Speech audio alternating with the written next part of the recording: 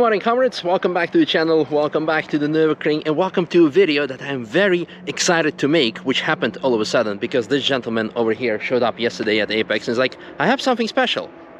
A Volvo 850 T5. I used to have one of those, so I'm extremely already, like, by definition, I'm gonna say yes. But then we started talking and you told me a bit more about what you've done to it. And I'm like, that's a magnificent yes. That's all the yeses any day of the week. So, first of all, can you introduce yourself quickly? Hi, I'm Tim Williams. That's my ex-Kent Constabulary, ex-police car that I bought. It's a 1997. Yeah. I bought it in 1999 with the intention of modifying it, and I've tried doing that ever since. Cool. So, there are already a couple of details that I'm like, first of all, this massive splitter. Look at that. Where's it from? It came off a very unfortunate Jaguar Project 8. And you thought, well, it fits under an 850 T5. Yes, it's adjustable. I can move it in 60 millimeters from what it is and alter it by 3 degrees. Nice. So while we're still on the outside, I want to check out underneath the bonnet in a bit, but first, so we have Nankang Air 1 tires, Racing brakes, Team Dynamic wheels, rear similar, but can you walk us through the sizes of the brakes? The front calipers are CP 5555 calipers. The discs are 356 by 36 on the front and water cooled. The rears are water cooled. Yes, the discs are water cooled. The calipers aren't water cooled. The discs are into the veins in the middle of the discs. Okay. So that reduces the front disc temperatures by about 100 to 120 degrees. Wow. All right. The rears are standard S60R calipers with my own 2-piece discs, which are 355mm by 28. Wow. The interior, the seats. Ta-da! Carbon fiber seats from Project 8. You can actually see it better from behind. Look at that. And still you have all the place and space that you can transport. Okay, here's like a very cool detail. Usually you see heat wrap around a turbo or a downpipe. Here you see heat wrap around the end of the exhaust. Nice.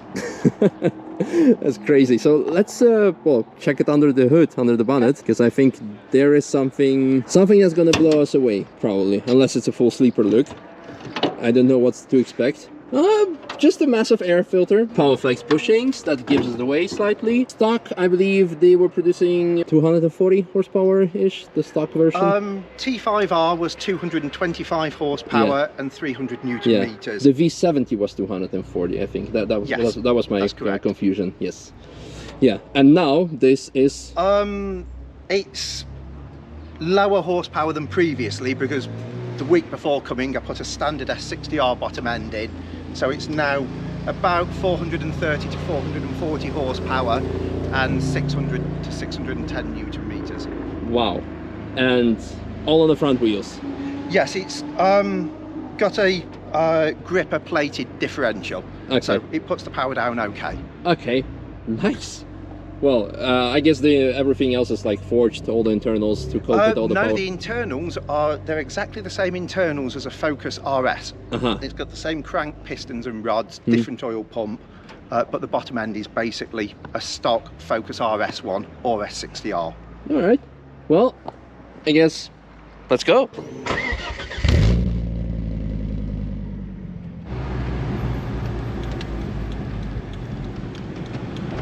As we are rolling in towards the entrance, I think there is one thing worth mentioning. When you yesterday rolled in to Apex and you introduced yourself, you said, I know you don't do instructions anymore, don't do passenger rides, but... And then I said, like, yeah, well, I don't do instructions to inexperienced people or anything, but you seem like a guy who actually, well, who cares about his car and cares about himself. And then you told me about how long you've been coming here already, so can you briefly mention that, because that's also very interesting. I've been coming for, I think it's 16 or 17 years, I can't remember. So I've done a few laps in the car. Fortunately, apart from this lap, never any incidents. Nice. That's a lot better record than mine. Yes. All right. I'm lucky. Another Volvo.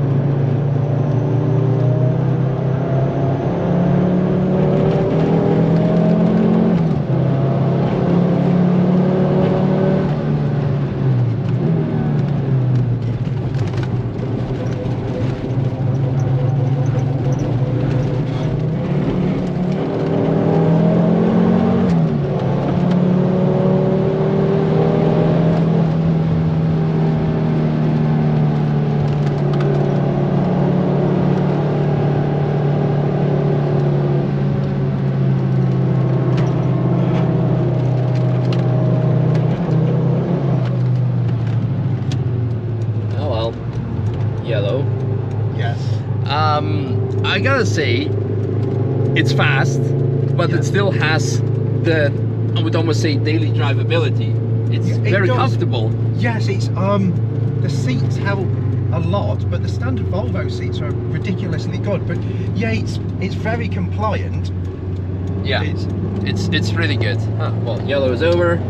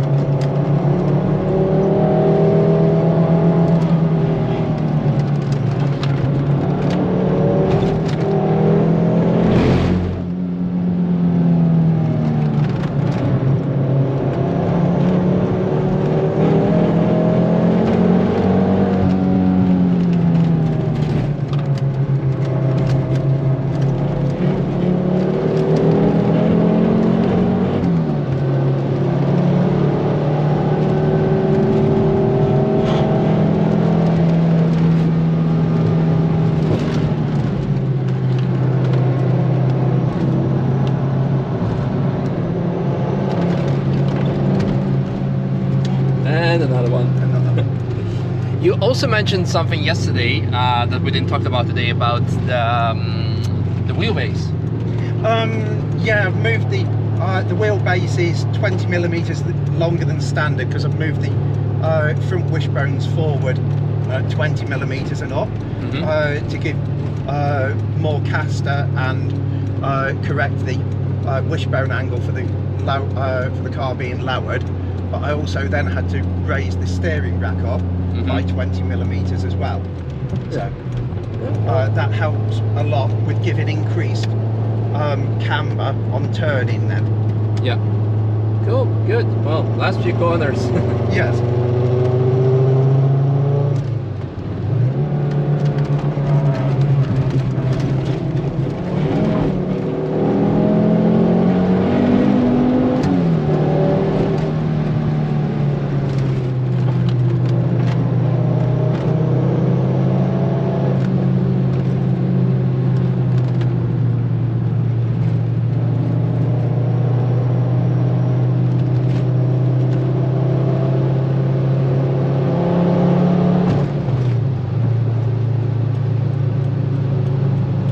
Really cool. Thank you so much for this lap. It was amazing. One final detail that we haven't talked before because I spotted when I went into the car. The central display, or like the tachometer, the speedometer in central, that's also not stock, right? No, it's on a 1997. They do go up to 160 miles an hour, but the sticker IRS is Instrument Repair Services in Nottingham. They calibrate the speedos for the police cars. As I said, it's an ex-constabulary car. It's got the original clocks in it, so they are calibrated for the correct tyre size, but not for the tyre size that I run. It underreads by about 3%, that's all. Okay, well, it's not too bad. Yeah, I also forgot to put a camera on the speedometer, but yeah, some speeds were very high. So, and I was thinking like, remembering my old Volvos and thinking like, right, that's not how I remember that it behaved. It behaves very well, and the diff does really good job by putting all the horsepower down. We didn't talk about the suspension. What shocks are you running? KW V3 springs and shocks with Keppel Henke spherical adjustable camber and caster top mounts on the front, and adjustable rear camber spherical mounts on the rear. Nice. Is there anything that we haven't mentioned that is worth mentioning? Because there is so much actually. Not really. It's a standard S60R bottom end with a reworked head. It has water methanol injection. It runs on a standard ECU from a 1998, and we just mapped that. It's quite straightforward. Wow, I'm impressed. And you built it all by yourself? Yes. Cool. You also built cars for other people, or? Yes, for quite a few of the Volvos that come over from the UK. yeah, a lot of them are my friends, and they're over with me now, and we come a couple of times a year if we can. Cool. Awesome. Yeah, I saw a big collection of Volvos already over at the car park and on the track, so it's cool. So I'll include all the necessary links in the video description, because I'm sure there are quite a few Volvo heads and Volvo crazy people out there. Volvo people are just simply crazy. I mean, look at me, and look at him, and look at everyone else, and look at people from Polestar, also crazy Volvo heads. So hope you guys enjoyed this video. This was amazing. Thanks again for this lap. Thank you. So hopefully next time again, with maybe when you have more power again. Yes. Yeah, next year. Next year, yeah. For sure. Awesome. That's cool. So thanks for watching, and see you next time. Bye.